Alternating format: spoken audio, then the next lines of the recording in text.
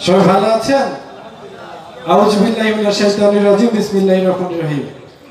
শুরুতেই মহান আল্লাহ তাআলার কাছে আমরা কৃতজ্ঞতা জ্ঞাপন করছি যে একটা সুন্দর আয়োজনে আমরা উপস্থিত হতে পেরেছি। আসলে ভাইয়া যে কথাটি বলছিলেন এটা আসলেই সত্য কথা। আমরা দুজনেই আলোচনা করছি যে এই স্টেজে যে কথা বলছি এটা আসলে ঠিক না। মানে মানুষ একটা উদ্দেশ্যে আসে, আমাদের ফাও পেশাল কিছুটা মানুষ শুনে যাচ্ছে, তো এটা মানুষ বিরক্ত হয়। আমরা আসলে এটা অনেক সময় আমরা বুঝি, মানুষের চোখ দেখলে বুঝি তারা আল্লাহ রাসূলের কথা শুনতে আসছে, আমাদের কথা শুনে অনেক সময় মানুষ একটু ভুরু কুচকায় যে এর মধ্যে কেন। তো এটা আমরা আগে ক্ষমা চেয়ে নিচ্ছি, এটা একটা সামাজিকতা হয়ে গেছে। তো আমি দাবি করব এখানে প্রধান অতিথির নামে অবশ্যই একজন আলেম বা একজন মুত্তাকি ব্যক্তি থাকবে এরপর থেকে।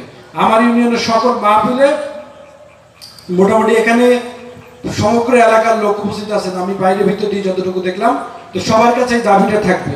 আর একটা কথা যেটা জিয়া ভাই বললেন যে ইসলামের যে দাওয়াত দেওয়ার জন্য যে মাহফিলের আয়োজন করা হয় মানুষের আলোচনা করার জন্য, আমি চেয়ারম্যান হওয়ার পর থেকে আমার মনে নেই বা স্মরণ করতে পারি না যে একটি মাহফিলও বন্ধ হয়েছে কিনা।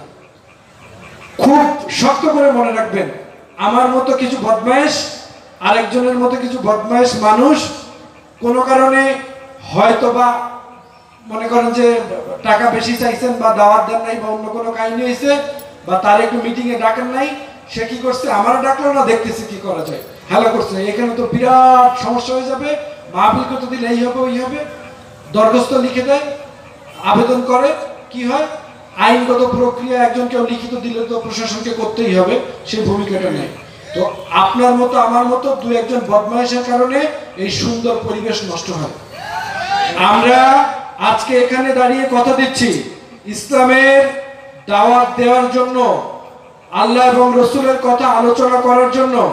আমাদের সামনে শত্রু হিসেবে যদি কেউ দাঁড়ায়, আমরা সকলে মিলে তাকে প্রতিহত করবো, পারবো না ইনশাআল্লাহ।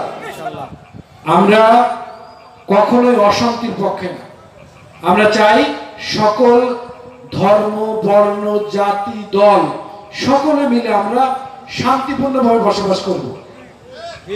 একটা সময় ছিল না, হয়তো আপনারা ভুলে গেছেন, কলা বাগান কচু বাগানে যাইতে হয়েছিল না, আমাদের হয়েছিল না, এখন আছে। আমরা এই শান্তিটা চাই, এই শান্তিটা যদি কেউ বিনষ্ট করতে চায় আমরা সকলে মিলে তাকে প্রতিহত করবো ইনশাআল্লাহ। যাই হোক, মাহফিলে ধর্মীয় আলোচনাটাই বেশি হবে এবং আপনারা আজকে যেহেতু একজন খ্যাতিমান আলেম আছেন এবং রবিউল ভাইও খুব ভালো বক্তা, আমিও তার ওয়াজ শুনি, তো আপনারা মনোযোগ সহকারে তাদের কথাগুলো শুনেন। আর আল্লাহ আমাদেরকে একজন ভালো উপজেলা চেয়ারম্যান উপহার দিয়েছেন, আমরা আশা করি তাকে আমরা সকলে সব সুবিধা অসুবিধা তার কাছে যে সুন্দর সমাধান পাবো এবং সকলে মিলে উপজেলা ইউনিয়ন এবং গ্রাম সকলে মিলে আমরা মেম্বার চেয়ারম্যান উপজেলা চেয়ারম্যান এমপি এক কাতারে বসে সাধারণ জনগণের জন্য যতটুকু করা যায় আমরা সর্বোচ্চ চেষ্টা করবো ইনশাআল্লাহ।